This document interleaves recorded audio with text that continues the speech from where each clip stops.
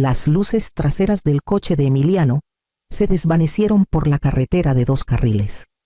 Su brillo rojo, menguando hasta que la noche las engulló por completo.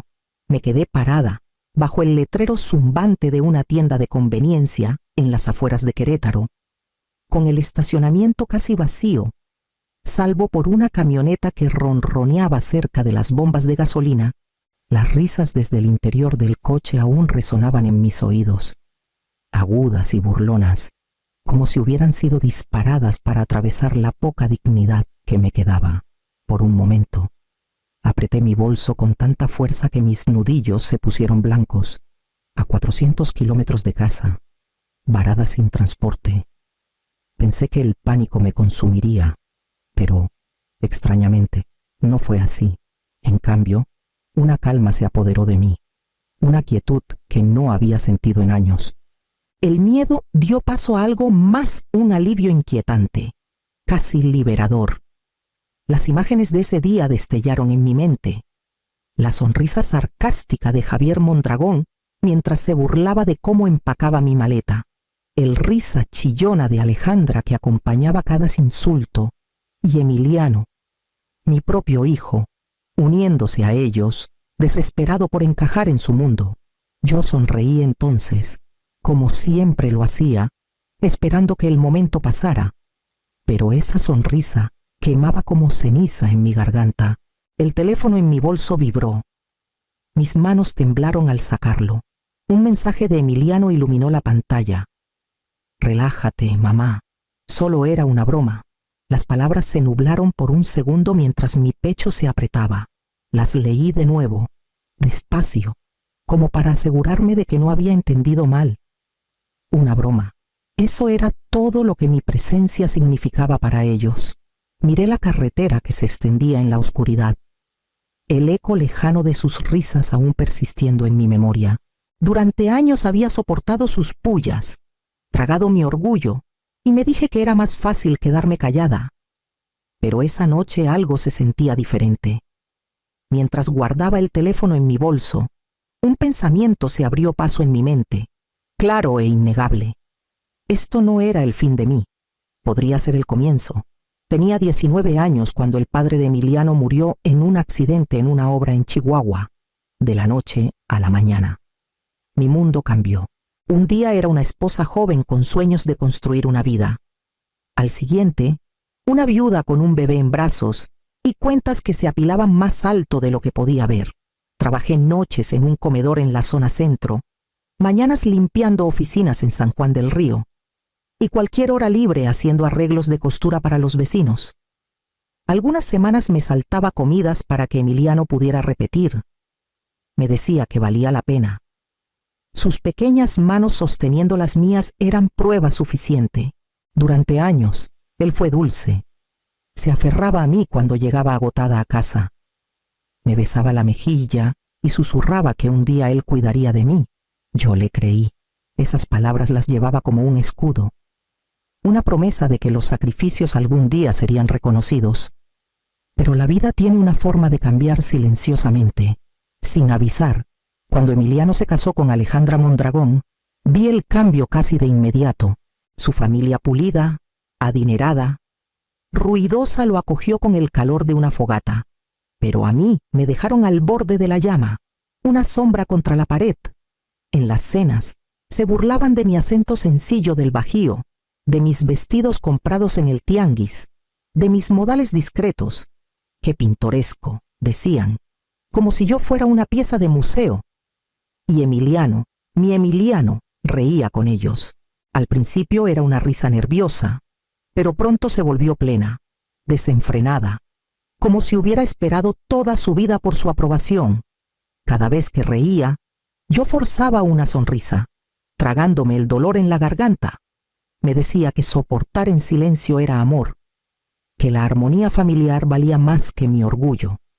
Sin embargo, en lo más profundo de mí, comencé a preguntarme si soportar no era amor en absoluto, sino un lento borrarme. Ese pensamiento permaneció, tenue pero constante, mientras las voces de los Mondragón se hacían más fuertes y la mía se apagaba casi por completo. Y ahora parada sola en esa tienda. El recuerdo de sus risas era la prueba de que el silencio nunca me había protegido. Solo les había enseñado que era fácil burlarse de mí. La carretera se extendía larga y plana, con pinos flanqueándola a ambos lados. Pero dentro del coche el aire estaba lejos de ser tranquilo. Alejandra navegaba en su celular mientras su hermano se mofaba de cómo doblé mi ropa. «Parece que empacó para un funeral, no para un fin de semana», dijo.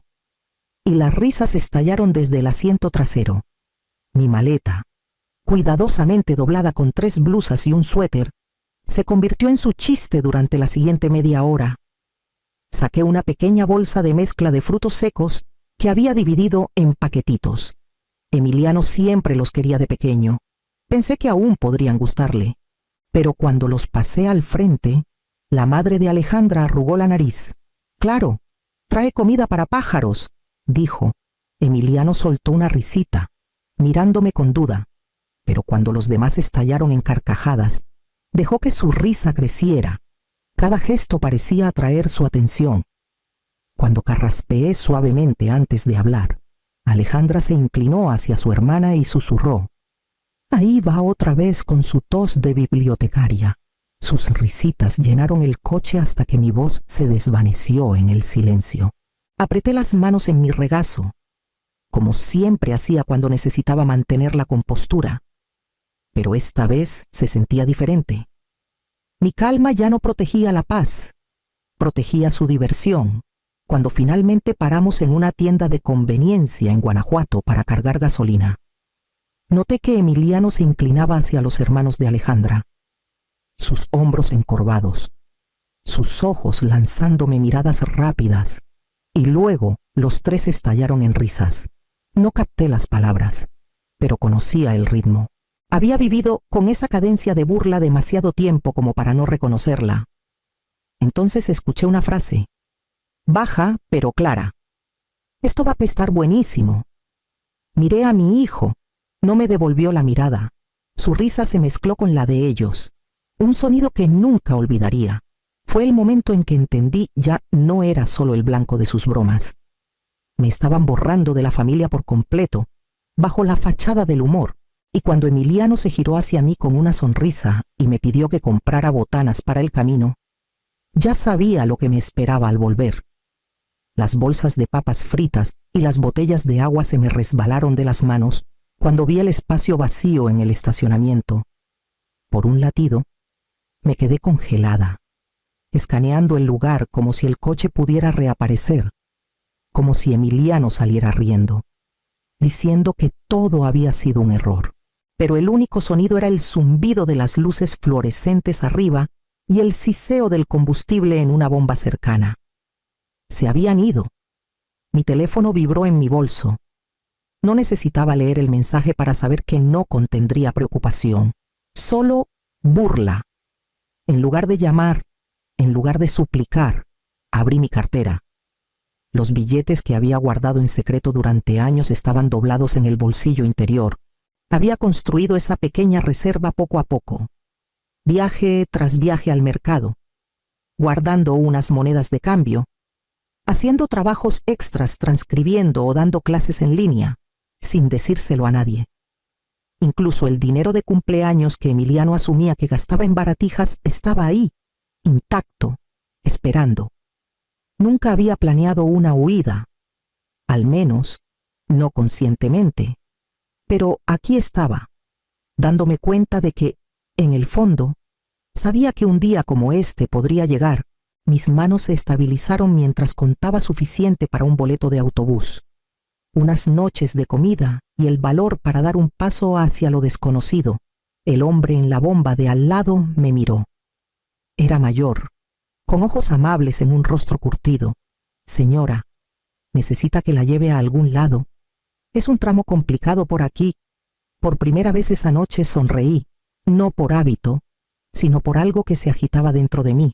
«Gracias», dije suavemente, «pero me las arreglaré». Él asintió, como si entendiera más de lo que había dicho. Guardé los billetes en mi bolso y enderecé los hombros. Durante años había esperado que alguien más cuidara de mí, que reconociera mi valor, Pero esa noche, bajo la luz cruda de la tienda, me di cuenta de que podía dar el primer paso yo sola. Me senté en una banca fuera de la tienda. El aire nocturno cargado con el olor a gasolina y pinos. Mi teléfono seguía vibrando en mi bolso. El nombre de Emiliano parpadeando una y otra vez, pero lo dejé sonar. En cambio, busqué el número de Verónica.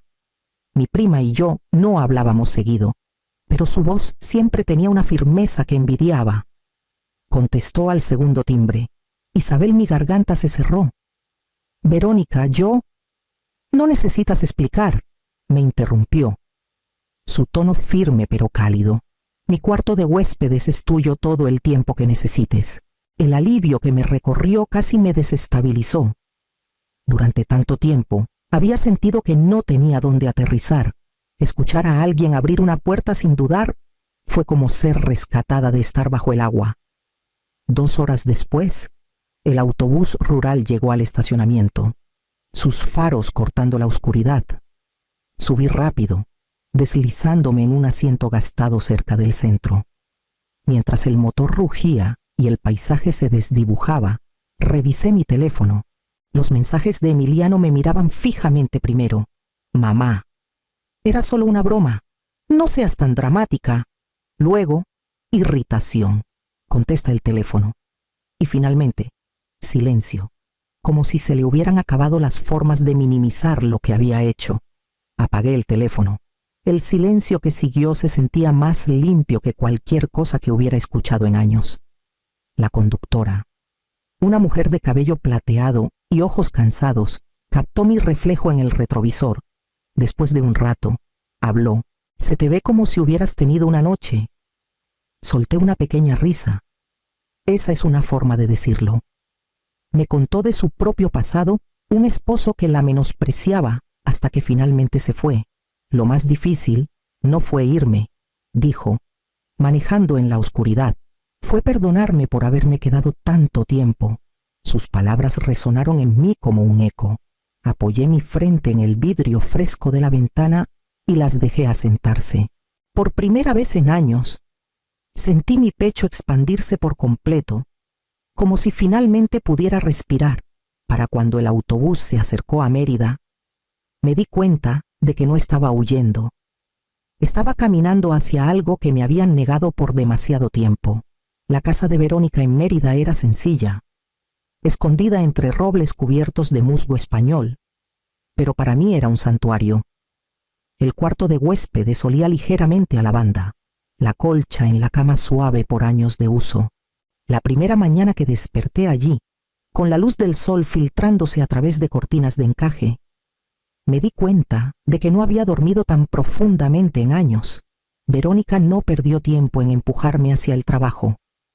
Necesitas algo que sea tuyo, dijo, deslizando un folleto sobre la mesa de un programa de bibliotecas que buscaba ayuda a medio tiempo.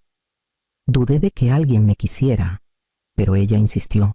Una semana después, estaba organizando libros donados para niños en escuelas rurales. Mis años haciendo listas meticulosas, manejando presupuestos caseros y programando citas médicas interminables, me habían dado habilidades que ni siquiera había reconocido. El director del programa elogió mi atención al detalle. Por primera vez, mi utilidad no se dio por sentada. Fue respetada, por insistencia de Verónica. También comencé terapia. Sentada en esa oficina tranquila, dije palabras que había tragado por décadas. Mi terapeuta escuchó y luego dijo suavemente: Isabel, no escapaste de una broma. Escapaste de un ciclo de negligencia emocional disfrazada de humor. La claridad de esa frase me sacudió. Había estado esperando que alguien más nombrara lo que ya sabía en mis entrañas. El cambio llegó en pasos pequeños y deliberados. Me corté el cabello en un estilo que me gustaba, corto y práctico, sin importarme si Emiliano lo llamaría demasiado serio. Compré blusas coloridas en una tienda de segunda mano, del tipo que Alejandra habría despreciado.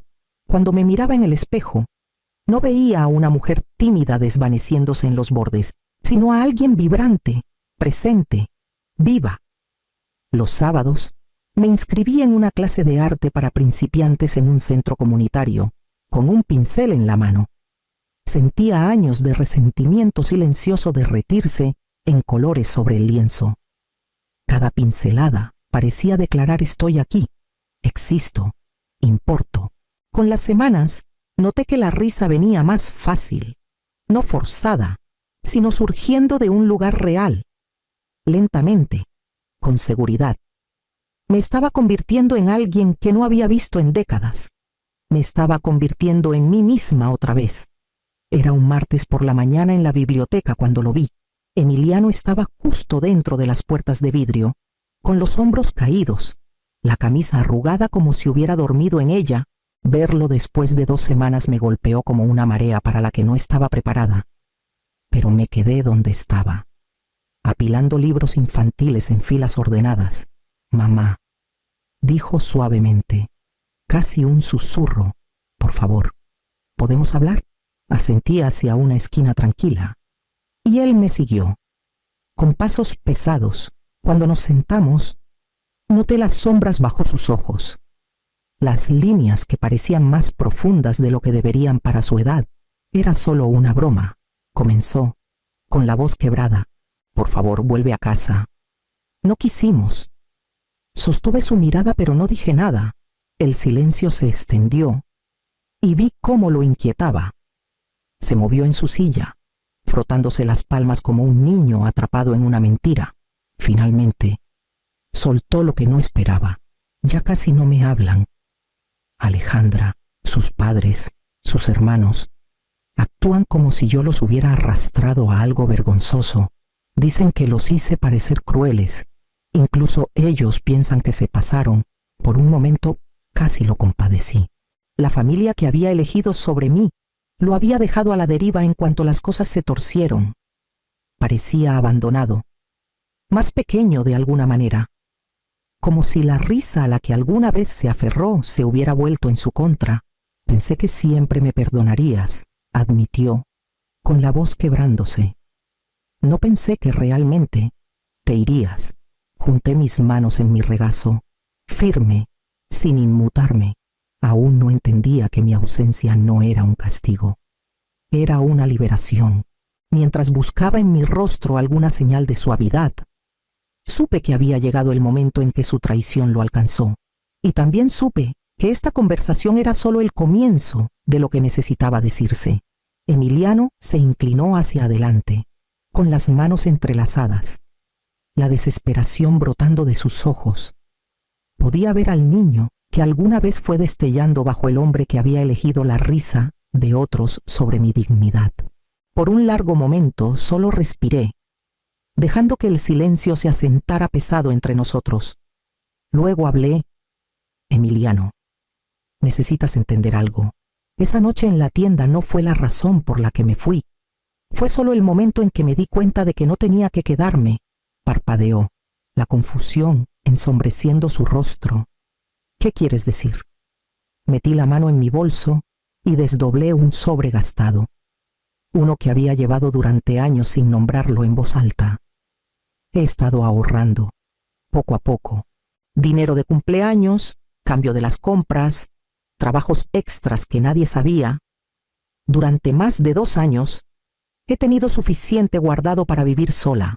Su boca se abrió ligeramente, como si las palabras le hubieran robado el aire. No estaba esperando que una broma me rompiera. Continué. Estaba esperando el permiso para ver la verdad. Esa noche me lo dio. Sacudió la cabeza, con lágrimas acumulándose. Pensé que siempre me perdonarías.